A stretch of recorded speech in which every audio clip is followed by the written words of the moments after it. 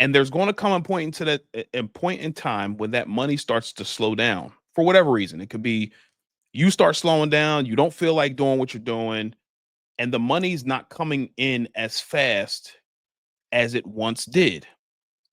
Then what happens is you try to keep up appearances because at some point in time, like you're going to get used to appearing away, going on trips, wearing nice fancy clothes, appearing to be up, which you may be at the time. But when that time comes where you slow down and you don't feel like doing the thing that you're doing to make the money, you will continue to put on those appearances. And those activities will keep you broke.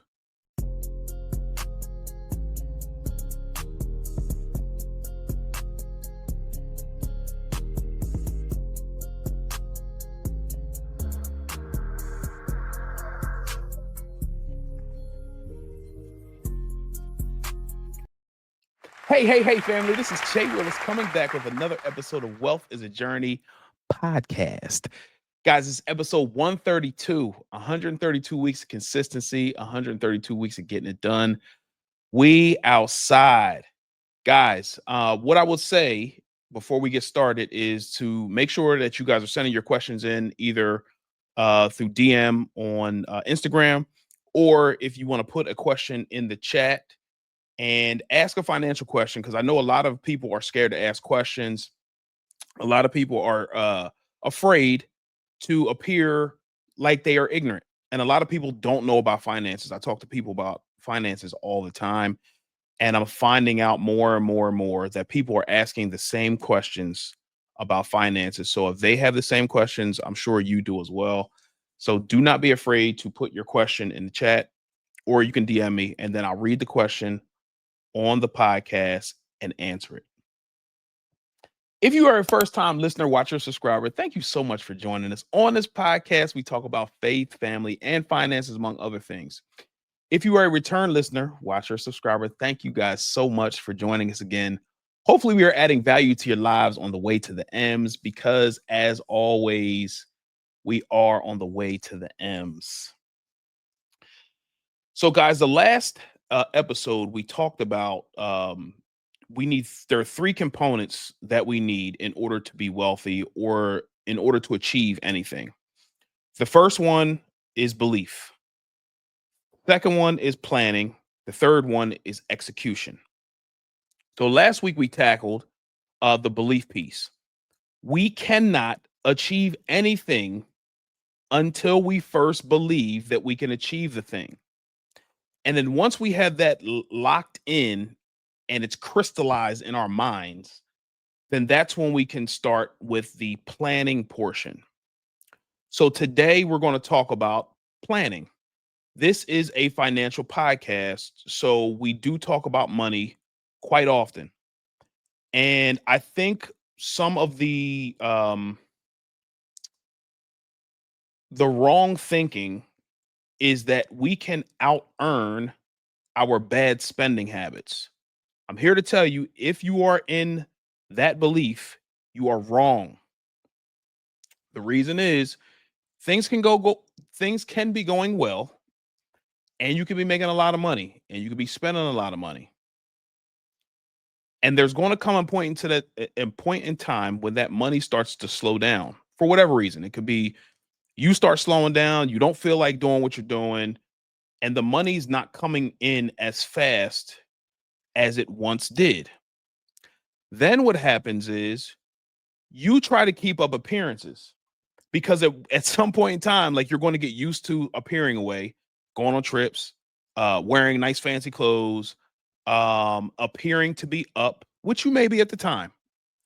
But when that time comes where you slow down and you don't feel like doing the thing that you're doing to make the money, you will continue to put on those appearances. And those activities will keep you broke. And it's not necessarily your fault, even though the behaviors are, but it's we get into a pattern and we get into a routine of doing something over and over and over again. and we continue to do that thing. I'm here again to tell you that we cannot out earn our bad spending habits, because I talk to retired folks and I talk to people who are on their way to retirement. And these people have never set up a budget or a plan in this case. They never planned out their money. They just spent the money and they were living their best lives. They were going on vacations. They were just thinking to themselves that this money is never going to stop coming in. But there will come a point in time that the money will slow down and not come in as much. So let's just say you're living off of, I don't know, let's just say $150,000. You're making good money, you're working, and then at some point you retire and you never come up with a plan for how your money is going to be spent, other than you just paying your bills. Whatever's left over, you spend the rest of the money. That's what a lot of people that I talk to are doing currently. They do not have a budget. They do not have a plan for their money. They just earn the money, and as fast as it comes in, it's going right back out the door by them paying their bills, and then also them living their best life, which is fine, because if you don't know, you don't know. And a lot of us were never taught how to manage our money. So we just feel like we can just earn a lot of money, and as fast as the money comes in, it goes right back out the door. But on this podcast, we are directing you and guiding you on how not just to make money, but how to keep the money. Because at the end of the day, it's not about how much money you make, it's about how much you keep, and not just keep, because we're not just throwing our money into a savings account. We're not doing that. Because contrary to what you may believe, you can save money, but if you're not making that money make you money, then that's another way to be broke long term. So what we're doing is we're going to uh, save money for now, if that's what you're doing. But the money that you save, we now need to start investing it. And if you don't know how to invest, please seek out guidance of somebody who can show you how to invest, whether that's a financial advisor. I have one-on-ones on my website that you can go through. We can go through it together and map out a plan for you. But we don't want to just save money, okay? So the planning portion to you being financially free is going to be crucial.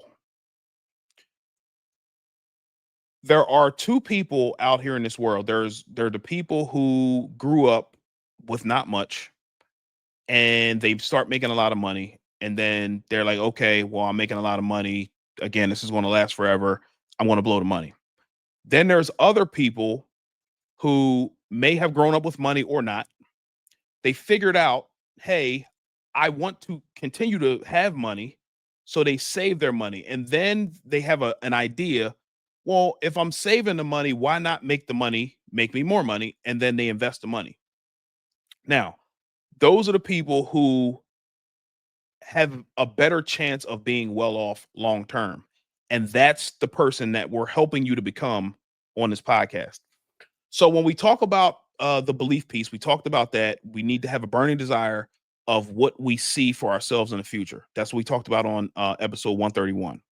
So on episode 132, we are going to talk about the planning portion.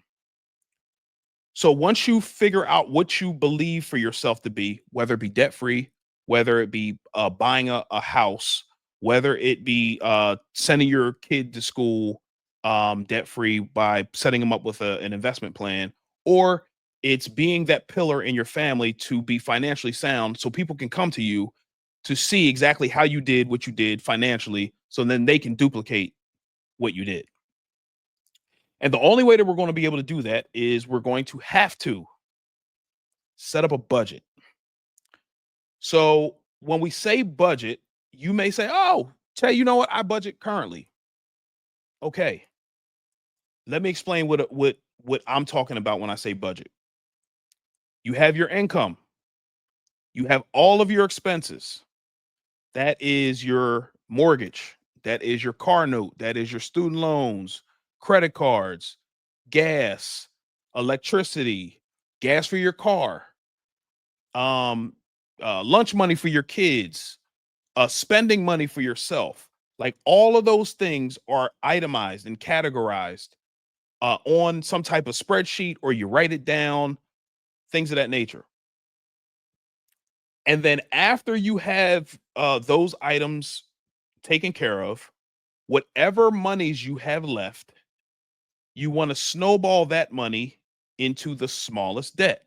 So let's just say you have all of your debts listed out. Let's just say you have three debts. You have a car note, um, you have a credit card, and you have student loan. You got those three. And then you have your house. That we're not talking about those debts. We're talking about consumer debts right now.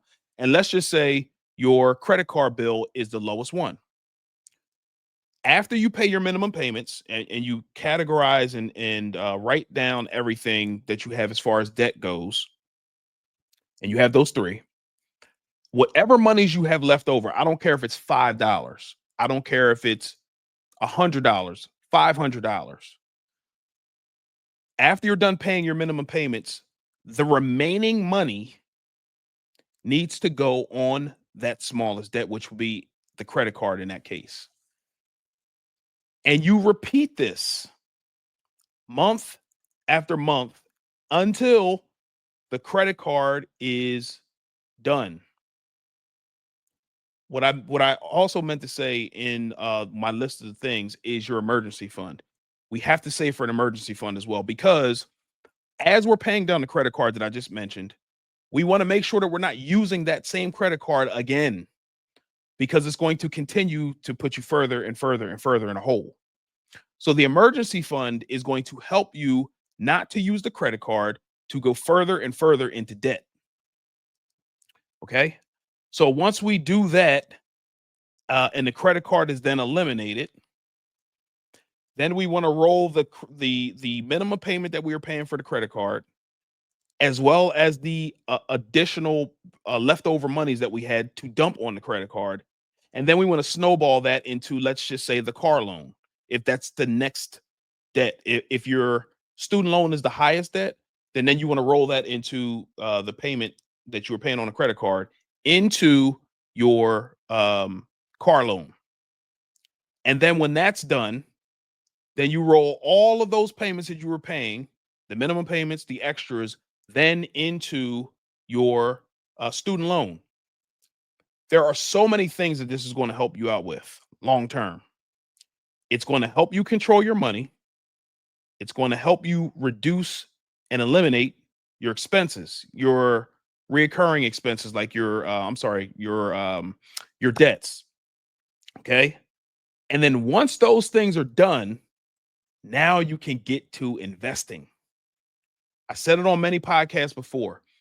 It's cool to invest $50 one time, but it's even better to build into your budget, because after your debts have been eliminated, now you can really get to investing. It's even cooler to invest $1,500 or $1,000 or even $500, and you can make greater headway investing 500 as opposed to 50. And I only said 50 one time because a lot of people will invest $50 once, and they're like, okay, and then they're looking at their account as the market is open and stocks are trading, and they're like, okay, my 50 is now going to turn into 5,000. It does not work like that. Okay. So we need to be consistent in our routine and consistent in our plan. Our plan is based off of what we believed for. So our beliefs are going to be vastly different from everybody else's. So your belief is way different than mine. So whatever you're believing for, your plan needs to go along with what you're believing for. So if you're believing for being able to invest, if you're believing for being able to be that pillar in your family, then the budget is going to dictate what you're doing. You can't be a pillar broke, or you can, but not a financial pillar. You understand what I'm saying? So we need to reduce our expenses. And the cool part of reducing your expenses, you're going to have more money to invest. You're also going to have more money to do a lot of cool things like go on vacations and be stress free. You're also going to be less stressed because you have your emergency fund sitting off to the side. You have no consumer debt. So, God forbid if anything happens, and we see what's going on in the economy right now. We see people losing jobs left and right. We see AI is coming and it's taking people's jobs away. You will be less stressed. I'm not saying you're not going to be stressed at all. You will be less stressed if you lose your job for whatever reason and you have no consumer debt and you have an emergency fund, as opposed to your spending being out of control, going everywhere. You have no emergency fund and you have a load of debt. Person number one is going to be way less stressed than person number two that I just described. So I don't think that we take these things into account when we're talking about our plan, our budget. The budget is going to help you in so many different ways. If you're new to this podcast, my wife and I, we were able to pay our house off. We were able to go on nice vacations. We were able to buy things like home projects we're about to start and do. And we were able to do these things because we were able to get out of debt, consumer debt. And I know that may be contrary to what a lot of people may believe. And what I'll say to that is, and a lot of people think, oh, well, you need debt to be wealthy. You need to use other people's money. If that's you, I'm completely fine with that. I started out by using other people's money. However, there are a large amount of people who do not know how to control their finances before they start using other people's money. They're not good with their own money. So if you're not setting a budget up with your personal money first, using other people's money is a disaster for you. So don't do it. If you can get into the habit and the routine of planning out your money month by month by setting up a budget, and then you want to go invest by using other people's money, all I'm asking you is to make sure that you have a plan on how to pay the money back. And that's where people get into trouble. They don't have a plan on paying the money back, or they are not in a routine currently of paying down the debts that they currently have. And then they undertake this house project by buying a rental property, and now you're in 250,000, $300,000 in debt, depending on how much the house cost. And you don't have a plan on how to pay the money back. And I'm telling you, it's a financial disaster. So I'm not saying don't use other people's money. I don't. If you want to do that and you're doing that, that's fine. But just please have a plan on how to pay the money back. And the budget is going to help you do those things. So I don't want to beat a dead horse, but I just want to make sure that I talk about the planning piece and why the planning piece is so important. Because again, later on down the line, you're not going to want to continue to do the things that you're doing now as far as work goes or in your business, and you're going to want to slow down. And if you don't have a plan currently and you're not working that plan, then it's going to be very difficult for you to retire comfortably, even if you have money set off to the side with your 401k or investments. If you can't work with the money that you have now, and let's just say your income is reduced by 500 or $1,000 because you retire and now you have a 401k and you have a um, social security or whatever the case may be, and you don't know how to control that money, it's going to be very difficult for you as a retiree to retire comfortably with less money coming in. So I'm not just saying it's just to, be that guy. I want you to win. And I'm telling you how we won and how we're winning currently. And I want you to win as well. So the belief, planning, execution. We're going over those three in we went over in episode 131 talking about belief, 132 we're talking about the planning, and then next week we're going to talk about execution. Okay? So that is the episode. Hopefully you guys are not upset with me, but sometimes we have to have these tough conversations and we have to understand the why behind the what. Hope I said that right. Anyway, you understand what I'm saying. Because if we don't understand why we're doing what we're doing, then we will continue the bad behaviors and the patterns that keep us in bondage and keep us down. And we're trying to break free from being in bondage. All right. So that's the episode. Wealth is a journey. We will see you next week. Peace.